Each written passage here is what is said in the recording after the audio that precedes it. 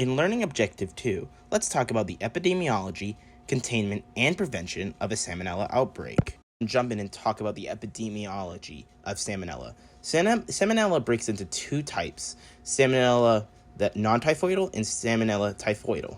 There are several types of stereotypes involved in each. Stereotypes involved in non-typhoidal Salmonella, such as Salmonella typhimurium, is zoonotic and spreads from animal to human and does not cause typhoid fever, and instead this causes gastritis. On the other hand, the stereotypes of Salmonella that cause typhoid fever, such as paratyphi and Salmonella enterica-typhi, are highly adapted to only colonize in humans and does not cause infection in non-human hosts. Though both infections come from the ingestion of contaminated food and water through the fecal-oral route. You can see here on the map, typhoid fever is common throughout the developing world due to their poor sanitation in areas such as Africa, Asia, and Latin America. Now let's talk about how a traveler or a local can prevent outbreak of Salmonella. If traveling into a region that has a high typhoid fever rate, this can be prevented through vaccines.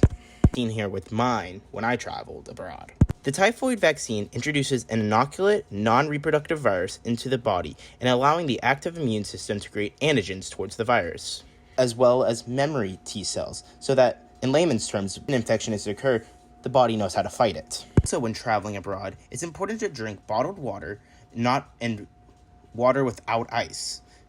Eat thoroughly cooked food, avoid raw vegetables, and wash your hands constantly, and avoid touching the face. So let's say there was an outbreak of Salmonella due to an asymptomatic chef in a restaurant. Baseline of Salmonella typhi here in the West is 0, so any cases would cause alarm. The first step would be to isolate all those that have symptoms of Salmonella typhi or those that have been exposed to the pathogen in order to stop the spread farther. Next step would be to shut down the restaurant that has it, as there could be an asymptomatic carrier working as a chef. As being asymptomatic is possible, as Salmonella typhi can colonize inside the gallbladder. This is what happened in the famous 20th century Salmonella typhi outbreak, in which Mary Malone caused an outbreak of several people of Salmonella, and this is where Typhoid Mary gets its name from. Though if there was Salmonella found in ingredients used, this could cause a recall of that product,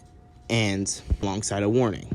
Alongside these orders, antibiotics will be given to the patients, though antibiotics have to be taken to completion as antibiotic resistance is becoming more and more common in Salmonella typhi due to overprescription. Elimination of Salmonella typhi is impossible as they are endogenous microbial population. There are steps we can take to help decrease the amount in developing nations, such as better food sanitation and water sanitation, as well as education.